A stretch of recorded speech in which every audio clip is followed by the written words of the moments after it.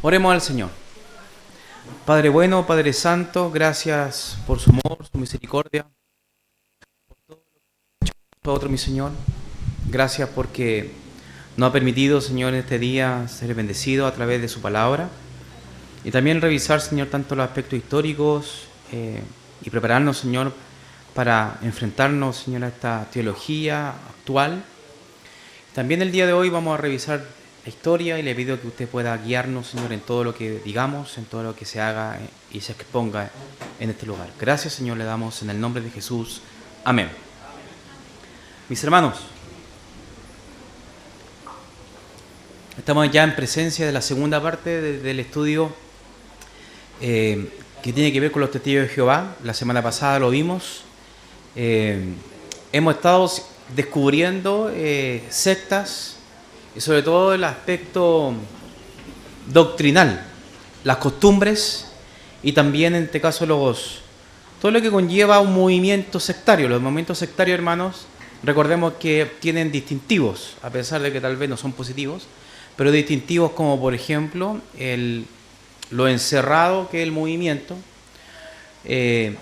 también la exclusividad de la salvación solo y exclusivamente para ese grupo, y obviamente no tenemos que precisar también de que cada uno tiene un concepto de Dios distinto y sobre todo en el concepto de lo que es la salvación.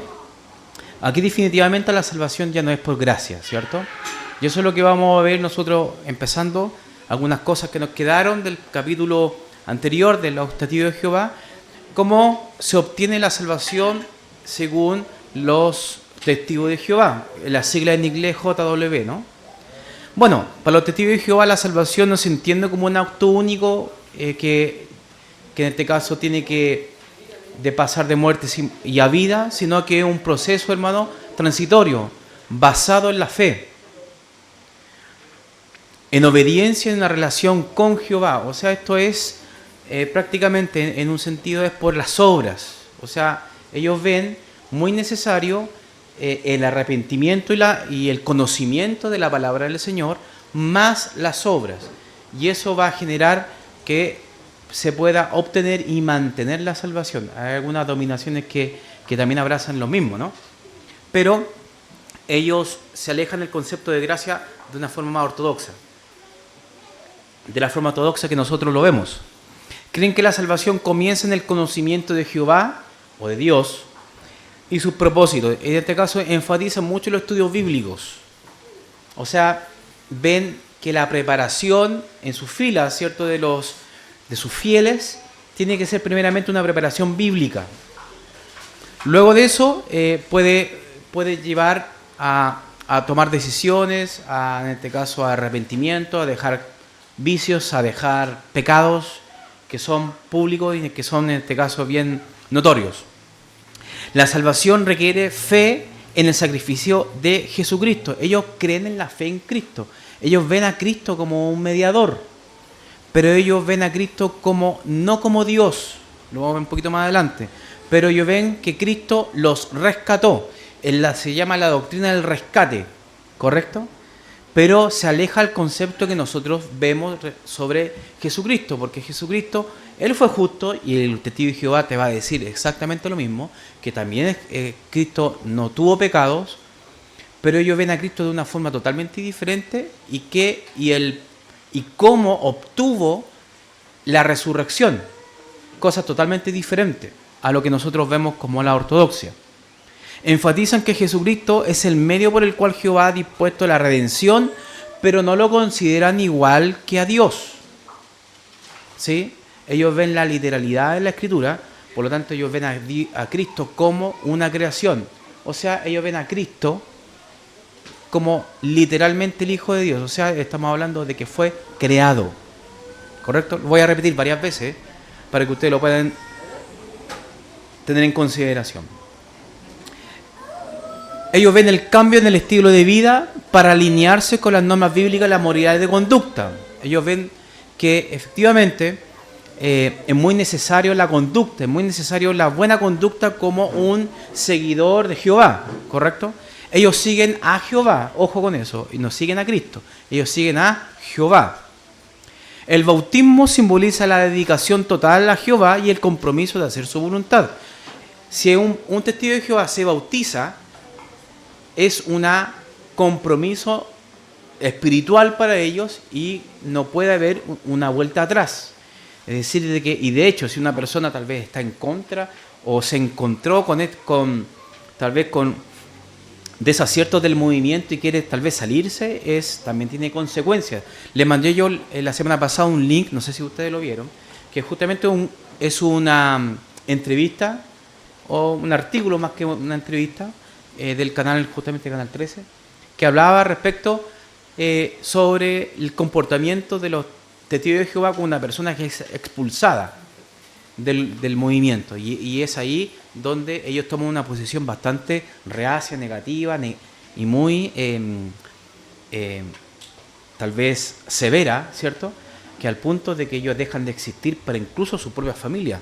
Es bien trágico y es bien penoso como la posición que ellos lo ponen, porque ese comportamiento no es un comportamiento tal vez natural y no mapeado, ¿no? Tal vez de alguna forma no enseñado. De hecho, les enseñan a ser así para que la otra persona pueda sentirse mal y pueda tener un arrepentimiento.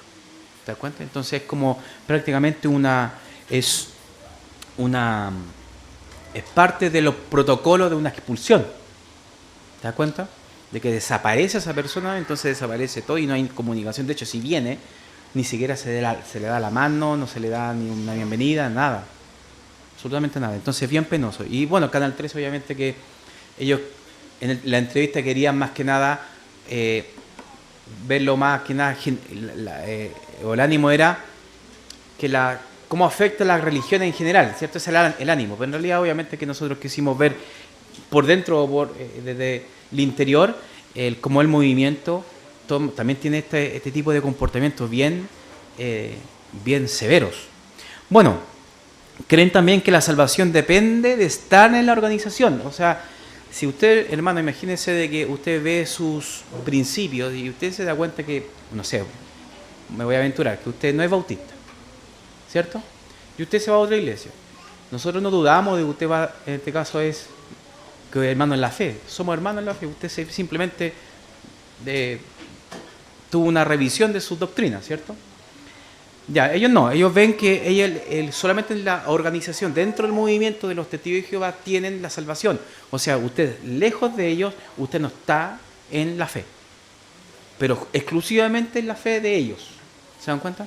Entonces, si usted puede tener muchos principios en común con ellos, pero si usted se aleja literalmente en cuerpo de la organización, usted deja de ser parte o ser considerado hijo de Jehová o testigo de Jehová.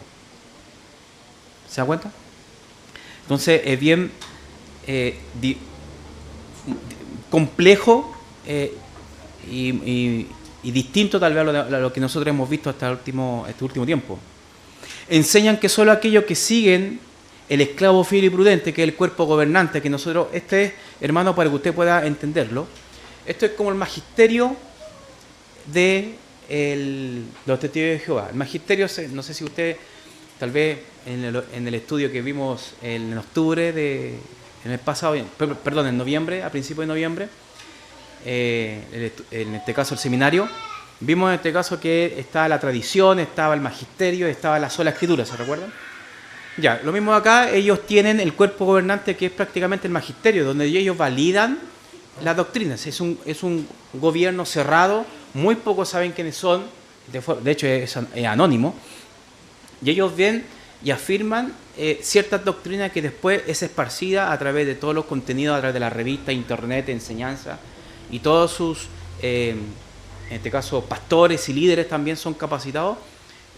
Ellos, el cuerpo gobernante prácticamente es un magisterio de los testigos de Jehová. Ahora, mi pregunta es, ¿cómo ellos saben efectivamente que están en la verdad o cómo ellos miden, ¿cierto? Se autoanalizan, ¿cierto? Para saber si efectivamente la doctrina que están abrazando es verdad. Eso ahí es un tema bien incógnito. De hecho, muchos del mismo movimiento ni siquiera saben quiénes son. Simplemente lo ponen como, de hecho, al punto a nivel abstracto. Es como que el cuerpo gobernante existe, está, pero no saben quiénes son ni cómo operan. Pero sí tienen fe en que el cuerpo gobernante opera inspirado por Dios, ¿se dan cuenta? Inspirado, en este caso, por Dios, no por el Espíritu Santo, que es otra cosa. Tal vez este tecnicismo que estoy diciendo no se nota, pero más adelante lo vamos a entender, de que no es una inspiración de Dios, no del Espíritu Santo. Porque ellos no ven el Espíritu Santo como una tercera persona tampoco. ¿Se dan cuenta? Es totalmente distinto. Bueno, tal vez en algún momento usted me escuchó decir o definir a los testigos de Jehová como arrianos, ¿cierto? Es porque sí, pues tienen tintes arrianas. Y recordemos un poco del arrianismo, esto viene del siglo IV, precisamente en el año 300, 325. De hecho, eso fue la causante de donde se generó el concilio de Nicea, ¿cierto?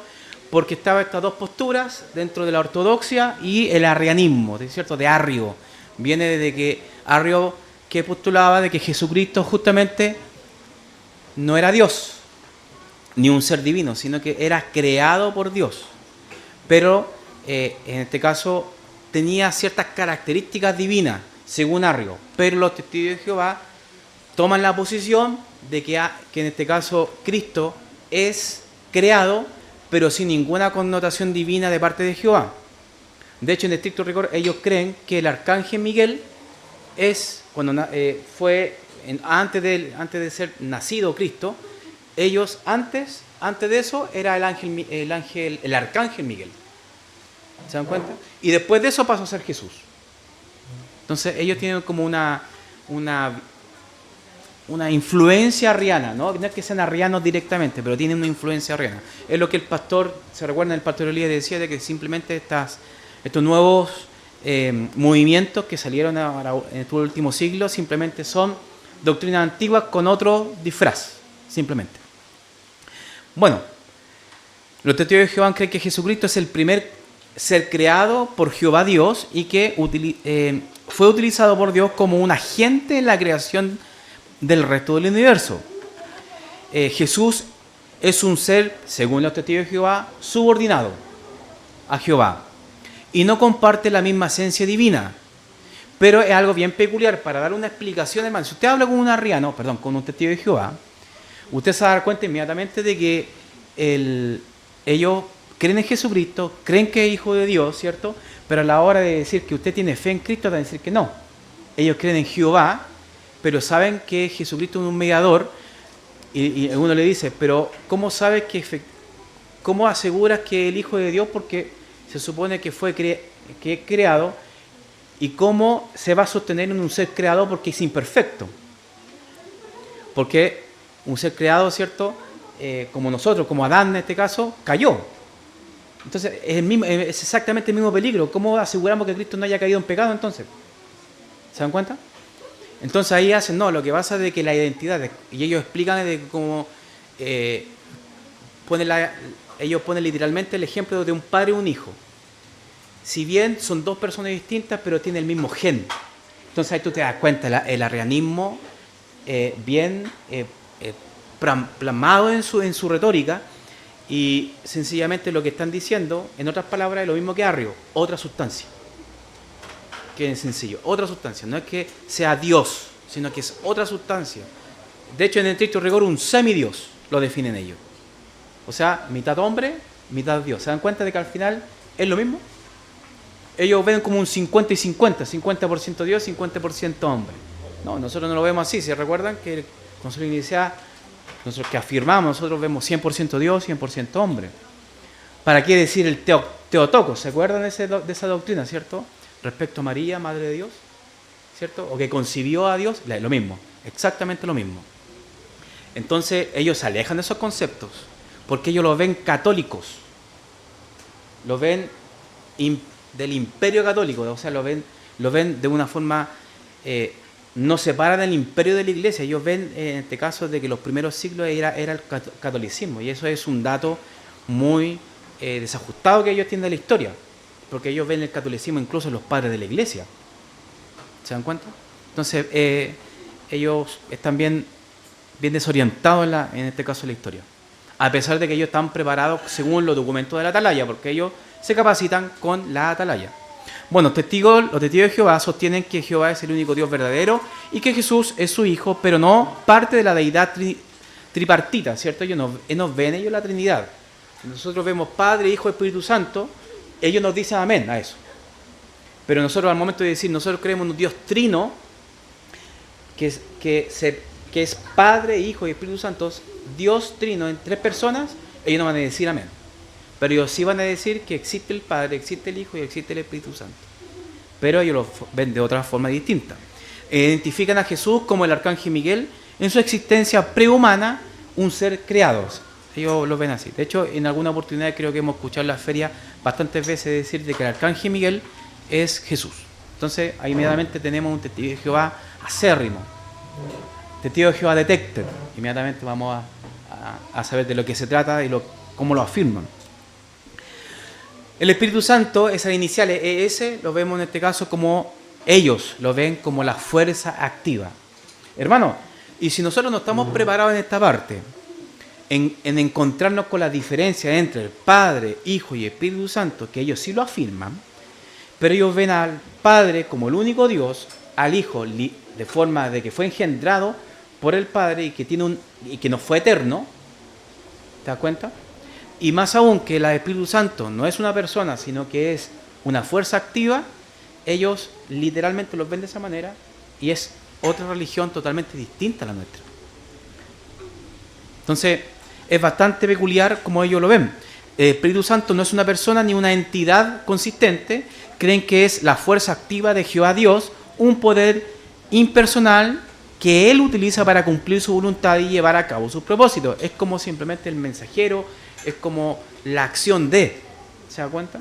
Si Dios se mueve, se está moviendo, es como el verbo, el mismo, ¿se dan cuenta, no? Es la acción de, no como una persona que compone a Dios, ¿se dan cuenta? Creen que Jehová utilizó su Espíritu Santo para crear el universo y todo lo que hay en él. Sostiene que los escritores de la Biblia fueron guiados por el Espíritu Santo para registrar con precisión las palabras de Dios, pero no fueron inspirados por el Espíritu Santo. Fueron inspirados por Jehová. ¿Se dan cuenta? Sutileza, y uno puede decir, si uno está preparado, uno se da cuenta de este tipo de sutileza, uno dice, amén. No, tiene razón. No, hermano, son sutilezas, un tecnicismo que ellos utilizan para confirmar de que el Espíritu Santo y Cristo no es Dios, sino que Dios es Padre, dicen ellos. El Espíritu Santo da poder a los siervos de Dios para cumplir con su obra, predicar el mensaje del reino y mantenerse fieles. Sostiene que su cuerpo gobernante, guiado por el Espíritu Santo, para interpretar las Escrituras y proporcionar aliento espiritual a los testigos de Jehová. Ellos no son inspirados por el Espíritu Santo, sino que ayudan a ser guiados. ¿Se dan cuenta? Son sutilezas bien, tal vez, para el ojo, tal vez no, como dice el pastor, el ciudadano a pie, tal vez no se da cuenta. Pero esas sutilezas que tienen mucho cuidado. No todo el que se diga cristiano, no todo el que se diga seguidor de Cristo, es seguidor de Cristo. ¿Por qué? Porque existe una ortodoxia. Y ahí les escribí, hermano, les puse ahí un ejemplo más o menos de algunas diferencias, como por ejemplo, Juan capítulo 1, versículos del 1 al 4 dice, en el principio era el verbo, y el verbo era con Dios, y el verbo era Dios. Este era en el principio con Dios. Todas las cosas por Él fueron hechas, y sin Él nada de lo que ha sido hecho fue hecho. En Él estaba la vida, y la vida era la luz de los hombres. Esto, hermano, es la Reina Valera 1960, en la que nosotros tenemos en nuestros bolsos, ¿cierto? En lo que tenemos hoy en día en nuestras manos. Mira lo que tiene el Nuevo Mundo, lado izquierdo. Dice, en el principio la palabra existía. La palabra estaba con Dios. Y la palabra era un Dios, con D minúscula. Él estaba en el principio con Dios, mayúscula de nuevo. Todas las cosas llegaron a existir por medio de Él. Sin Él no llegó a existir ni siquiera una sola cosa. Lo que ha venido a existir mediante Él fue la vida, y la vida era la luz de los seres humanos. Esta es la versión Nuevo Mundo. ¿Se dan cuenta que cambia todo el sentido, en este caso, de lo que quiere decir el texto? Pero según ellos es el texto original. Ellos tienen una Biblia, el Nuevo Mundo, así se llama. Tenemos otro ejemplo, 2 de Pedro 1:21 dice, porque nunca la profecía fue traída por voluntad humana, sino que los santos hombres de Dios hablaron siendo inspirados por el Espíritu Santo. Vamos a que dice al lado. Porque nunca se ha hecho una profecía por la parte izquierda, ¿no? Porque nunca se ha hecho una profecía por voluntad de hombre, sino que por los hombres hablaron de parte de Dios, impulsados por el Espíritu Santo. Cambia completamente el concepto de ser inspirado a ser impulsado. O sea, prácticamente impulsado es ejercer fuerza, ¿no? Es como, o sea, entonces, esa es la sutileza que le estoy comentando, hermano, de lo que el testigo de Jehová tiene y son muy preparados para poder darte esa retórica justamente en tu puerta.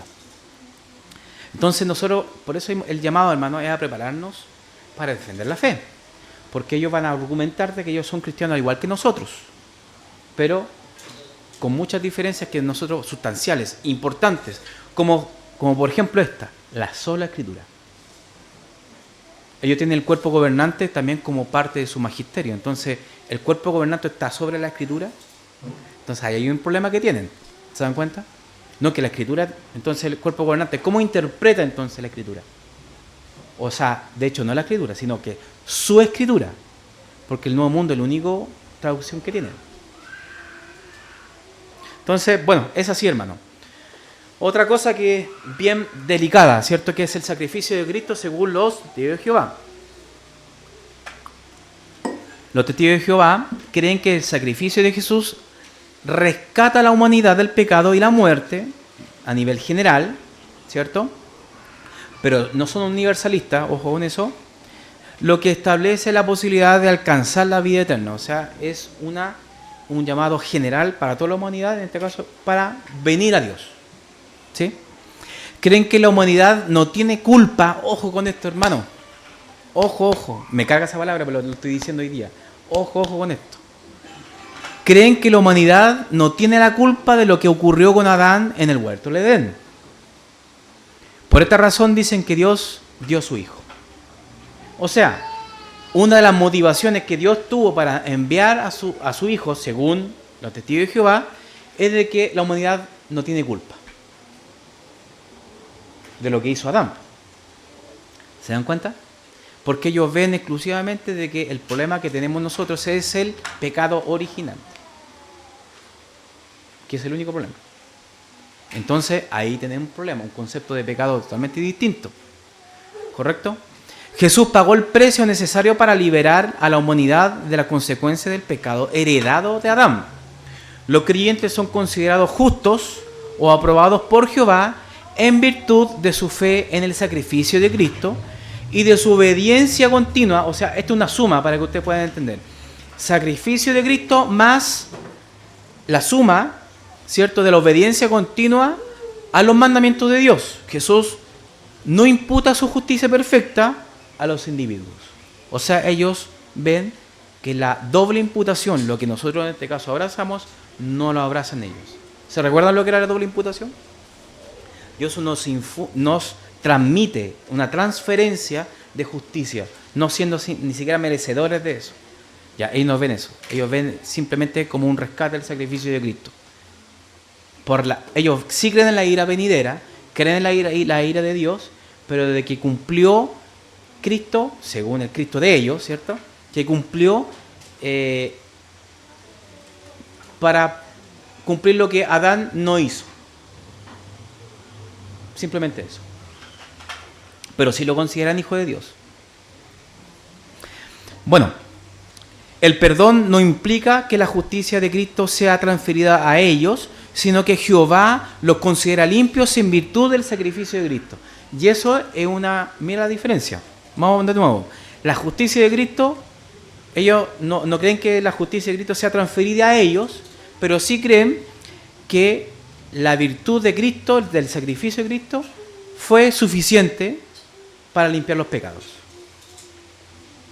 Entonces es un mediador justamente al 50%, a medias. No completo. O los estándares de la ira de Dios eran más bajitos que lo que tal vez la palabra dice. Bueno, creen que los pecados son perdonados mediante el sacrificio de Jesús. De hecho, ellos creen en el perdón de pecados por medio de Cristo. Pero la justicia de cada persona se demuestra a través de su fe y las obras. O sea, mientras no haya unos frutos reales, no va a poder ser considerado justo. O sea, esto estamos hablando, hermanos, de que es una salvación por obras. A pesar que lo digan que no, a pesar que tal vez digan que no, que es por el conocimiento, pero en estricto rigor lo que estamos viendo aquí es por obras. Y estos son revistas, hermano, le traje este dibujo, a ver si tal vez se podría ver, pero lo que en estricto rigor aquí este artículo está nombrando en una atalaya, ¿sí? Ellos están nombrando de que Dios tuvo misericordia del hombre porque no culpa de lo que hizo Adán. En sencillo, parte de lo que ellos están diciendo ahí. Y mira lo que respondieron acá en el artículo, dice que Dios transfirió la vida de su Hijo desde el cielo a la matriz de María con su Espíritu Santo. Protegió al bebé para que no heredara la imperfección de su madre María. Peculiar, ¿no? Entonces, ahí nos estamos dando cuenta, hermano, que tiene realmente una mezcla de cosas, porque ellos ven de que María se alejan del concepto de Madre de Dios, se alejan del concepto de que María tuvo pecado, que no era perfecta, ellos se alejan de eso, pero tienen un enredo bien peculiar respecto de cómo fue protegido la pureza o la santidad de Cristo en el vientre de María. Ellos dicen de que fue protegido por Dios. ¿Se dan cuenta? Porque tiene que en este caso tener una congruencia con 50% hombre, 50% Dios. ¿Se dan cuenta? Entonces es bastante raro, es bastante, peculiar lo que ellos afirman, ¿cierto? Yo le muestro esto, hermano, no para que usted también esté leyendo la atalaya, sino que sencillamente estoy mostrando del material mismo. O sea, nosotros estamos en la médula, estamos viendo aquí de los pergaminos mismos de este caso los testigos de Jehová, para que usted pueda ver de que no estoy inventando cosas, sino que efectivamente es algo que está dentro de sus doctrinas. La resurrección, hermano, es bastante peculiar también, porque ellos no ven la resurrección del cuerpo de Cristo de forma literal. O sea, que fue el cuerpo de Cristo que resucitó, sino que ellos ven que Cristo tomó formas de cuerpo, pero en realidad fue al cielo en espíritu. O sea, fue una resurrección espiritual. Aunque no creen que Jesús sea Dios, sostienen que resucitó de los muertos, o sea, hubo una resurrección, y que fue un acto poderoso, llevado a cabo por Jehová, quien levantó a Jesús como un ser espiritual glorificado. Ven la resurrección como un acto de poder y amor de Jehová para vindicar la fidelidad de Jesús en cumplimiento de su propósito. O sea, es como prácticamente un premio por la obediencia, en este caso, de Cristo, no porque sea Dios. ¿Se dan cuenta? Según los testigos de Jehová, esto no lo convierte en Dios, sino que valida su posición única como principal representante de Jehová. Jesús, según los testigos de Jehová, nos lo estamos diciendo nosotros, ojo, no resucitó con un cuerpo físico, sino que como un ser espiritual inmortal. Creen que el cuerpo físico de Jesús no fue necesario para la resurrección, ya que había sido sacrificado y entregado como rescate, simplemente. Jehová se deshizo del cuerpo físico de Jesús y su resurrección ocurrió en una forma espiritual y glorificada. Afirman que Jesús asumió cuerpos humanos temporales para manifestarse y demostrar que estaba vivo, pero no conservó su cuerpo físico anterior. ¿Por qué? Obviamente de que si mantiene esa doctrina de que fue en cuerpo, entonces también se desmorona el concepto de que fue hombre también. Porque ellos no afirman que fue Dios y tampoco fue hombre, fue otra sustancia, que es un semidios. ¿Se dan cuenta? Por eso tenían que ajustar eso también. Todo es premeditado, hermano. No es algo puntualmente inventado al azar, sino que todo está premeditado.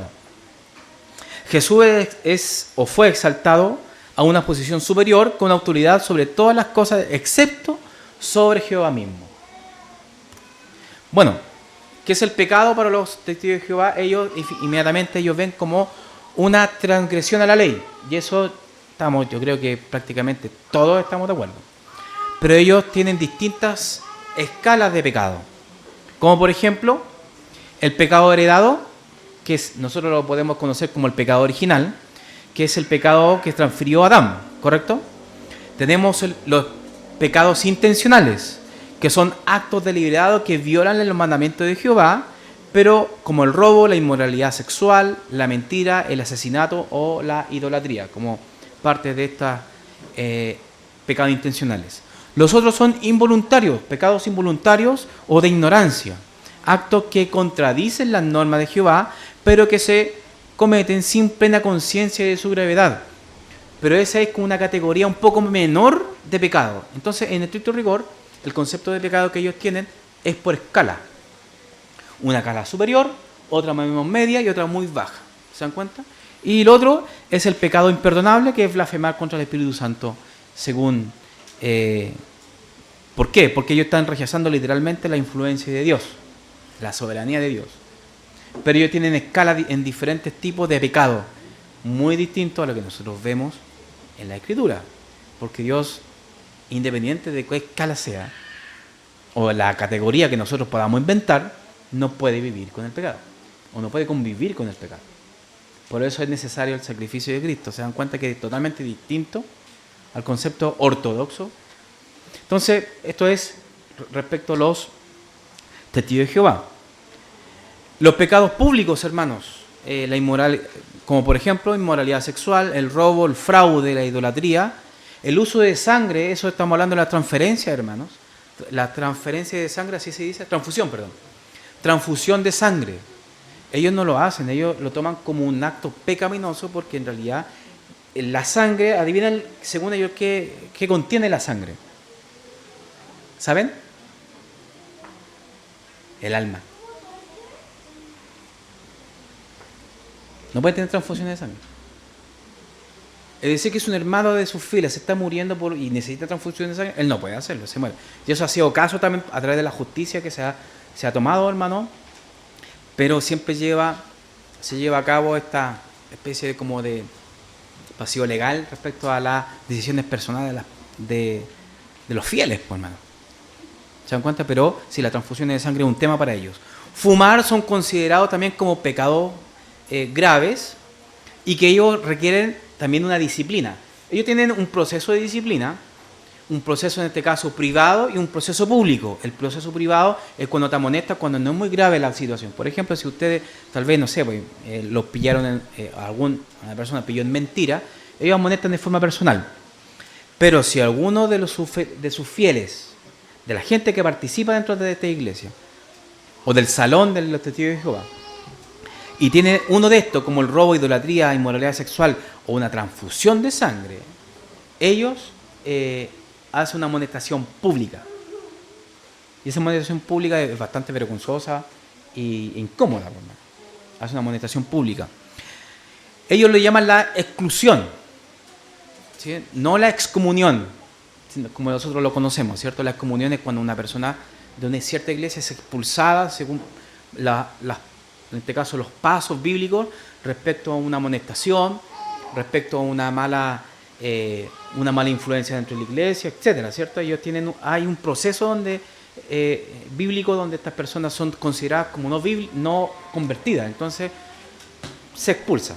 Ellos ejercen la exclusión y es cuando la persona no presenta arrepentimiento a pesar de haber hecho amonestaciones privadas y públicas, y tiene un impacto social, en este caso y familiar, muy significativo, hermanos. Los miembros de la congregación tienen prohibido tener contacto cercano con las personas excluidas, con el objetivo de motivarlas a arrepentirse y regresar a la fe. Pero en vez de un arrepentimiento, hermano, es más que nada una presión psicológica, pero tremenda. Una presión bien cruel respecto a este tema. ¿Se dan cuenta? Entonces, utilizan bastantes técnicas, sobre todo de presión mental, para mantener a la gente adentro. Entonces, por eso es parte de lo que siempre, a lo largo de la historia, siempre han hecho todas las sectas. ¿Se dan cuenta? Bueno, para ser reintegrado a la congregación, el individuo debe demostrar un arrepentimiento genuino y tomar medidas claras para cambiar su conducta. Tiene que tener una conducta real, tiene que ser visible. Y en muchos casos, hermano, especialmente si el pecado ha sido público, el individuo debe confesar su pecado, tal igual como un sacerdote, ¿cierto?, al anciano de la congregación. Ellos tienen un cuerpo gobernante, ¿cierto?, dentro de la congregación, un anciano o un pastor, como nosotros podríamos conocerlo, y a esa persona tiene que confesar el pecado. ¿Quién lo diría? ¿Cierto? ¿Por qué le digo que lo diría? Porque ellos se alejan totalmente de las prácticas católico-romanas. Pero aquí parece que no, ¿cierto? Pero sí, sucede este tipo de cosas. Ahora, ojalá, esto es un estudio serio, hermano, no se ría, pero de verdad, de que ellos creen algo muy peculiar respecto a los 144.000. ¿Lo ha escuchado usted alguna vez? Tal vez en los cursos o estudios de escatología, ¿no? Ya. Para algunos que no están familiarizados con el tema, los 144.000 se supone que es un pueblo escogido, un remanente escogido. Ahora, no es que sea 144.000 de forma literal, ¿cierto? 144.000 en ese tiempo era mucha gente, ¿cierto? Era como, de hecho, son múltiplos de 7, hermano. Llegar a 144.000, 7. Es así. Pero bueno, ellos creen, y justamente la fotografía es así, de que los 144.000 que dice la palabra del Señor son ungidos, un grupo especial, se basa en una interpretación literal, y que estos 144.000 han sido seleccionados por Dios para reinar con Cristo en el cielo como reyes y sacerdotes. Ellos creen, en este caso, de que en el paraíso, cuando sea restaurado aquí en la tierra, ellos van a reinar, los 144.000, y va a ser una organización social, como por ejemplo, como una alcaldía, como reyes, como gente de poder. Entonces, estos hombres, se supone que son los 144.000, van a reinar y van a organizar el pueblo de Dios. Creen que este número es simbólico, pero también literal. Es como bien extraño, es como que sí, no, pero de alguna forma creen de que hay hoy en día personas que son parte de los 144.000. Bueno, y el resto de las personas que son fuera de los 144.000 se llama la gran multitud, que eso es todo lo demás, ¿cierto? Es como bien elitista, en realidad, este concepto, ¿cierto? Pero sí, la gran multitud es un grupo diferente de personas que vivirá para siempre en la tierra, pero sin el mismo rol celestial. Enseñan que los 144.000 son elegidos por Dios a lo largo de la historia, no en esta era solamente, sino que a lo largo de la historia, de hecho, de los apóstoles hacia adelante, de los primeros tiempos cristianos hasta el presente. Se identifica según las obras visibles que la persona se podría considerar en este grupo elitista. O sea, hermano, si usted prácticamente está levitando en ese movimiento, usted podría ser considerado que es parte de los 144.000. ¿Se da cuenta? Bueno, la cena y el bautismo según también los testigos de Jehová. Veamos esa parte, porque también tiene que ver con los 144.000. El bautismo es una ceremonia central en la adoración de los testigos de Jehová. Representa el bautismo la dedicación personal de un individuo a Jehová y su decisión de vivir según los principios bíblicos. Es una representación pública, lo hacen con inversión, ¿correcto? Y en el estricto rigor ellos afirman un credo bautismo, ¿cierto? O sea que ellos, luego de estar capacitados totalmente la persona con todos los preceptos bíblicos, puede ser postulante para poder ser bautizado por inversión, no por aspersión, adultos. El bautismo se realiza por inmersión completa en agua. No consideran que el bautismo generara gracia salvadora, sino que es un símbolo de dedicación personal.